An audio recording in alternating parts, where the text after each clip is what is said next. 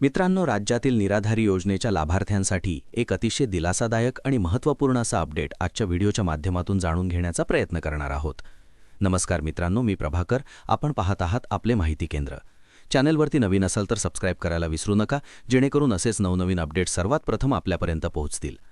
मित्रांनो, 16 जानेवारी 2026 रोजी राज्य शासनाच्या माध्यमातून संजय गांधी निराधार अनुदान योजना, वृद्ध भूमिहीन शेतमजुरांना अर्थसहाय्य या योजनेच्या नोव्हेंबर-डिसेंबर 2025च्या अनुदानाचं वाटप करण्यासाठी मंजुरी देण्यात आलेली आहे. मित्रांनो, निराधार योजना राज्यामध्ये राबवल्या जात असताना निराधारांच्या समस्या, त्यांच्या अनुदानाचं मानधनाचं वाटप करणं असेल, केवायसी प्रक्रिया असतील किंवा इतर त्यांना सपोर्ट करण्यासाठी कार्यालयीन कामकाज हे अतिशय महत्त्वाचं असतं आणि याच्यासाठी आवश्यक असलेला निधी वितरित होणं देखील तेवढंच गरजेचं असतं. आणि अशाच प्रकारे गेल्या 2 महिन्यापासून प्रलंबित असलेली ही वेतन आणि वेतनेतर खर्चाची अनुदानं वितरित करण्यासाठी मंजुरी देण्यात आलेली आहे. याच्या अंतर्गत आपण पाहू शकता, यापूर्वीसुद्धा निधी वितरित करण्यात आलेला होता आणि माहे नोव्हेंबर आणि डिसेंबर या महिन्याचा निधी हा आता वितरित करण्यासाठी मंजुरी देण्यात आलेली आहे, ज्याच्यामध्ये संजय गांधी निराधार अनुदान योजनेसाठी असलेल्या जिल्हा आस्थापनांचा जो खर्च आहे याच्यासाठी 29,55,00,000 रुपये, तर शेतमजुरांना अर्थसहाय्य या बाबीवरती असलेल्या 12,03,40,000 रुपयांच्या निधीच्या वितरणाला राज्य शासनाच्या माध्यमातून मंजुरी देण्यात आलेली आहे. संजय गांधी निराधार अनुदान योजना व वृद्ध भूमिहीन शेतमजुरांना अर्थसहाय्य योजना, जिल्हा आस्थापना वेतन व वेतनेतर खर्चासाठी माहे नोव्हेंबर ते डिसेंबर 2025 करिता अनुदानाचे वाटप. सन 2025-26 या आर्थिक वर्षाकरिता संजय गांधी निराधार अनुदान योजना जिल्हा आस्थापनेसाठी रुपये 143,72,72,000 फक्त व वृद्ध भूमिहीन शेतमजुरांना अर्थसहाय्य या योजनेवरील आस्थापनेसाठी रुपये 57,54,63,000 फक्त इतकी अर्थसंकल्पीय तरतूद मंजूर करण्यात आली आहे.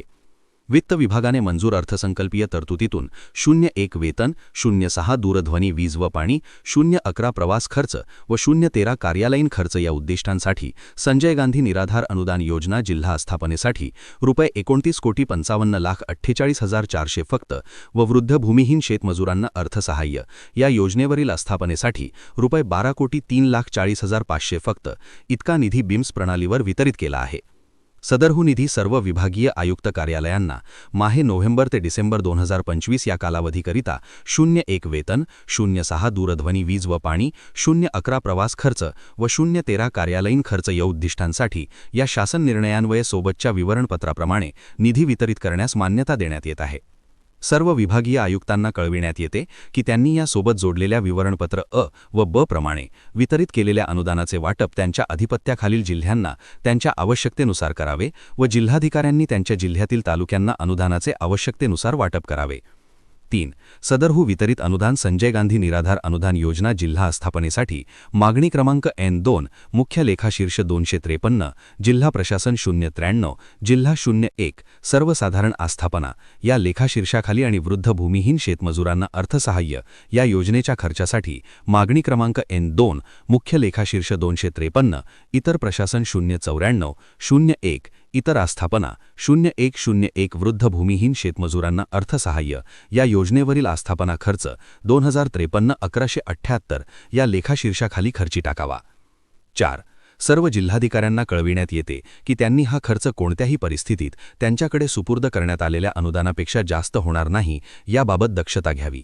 त्यांनी त्यांच्याकडे सुपूर्द करण्यात आलेल्या अनुदानातून केलेल्या खर्चाचा महालेखापालांच्या कार्यालयात नोंदविलेल्या खर्चाशी ताळमेळ घालून त्याप्रमाणे ताळमेळाचे विवरणपत्राची प्रत या विभागाच्या लेखापरीक्षण कार्यसनास व या कार्यसनास पाठवावी.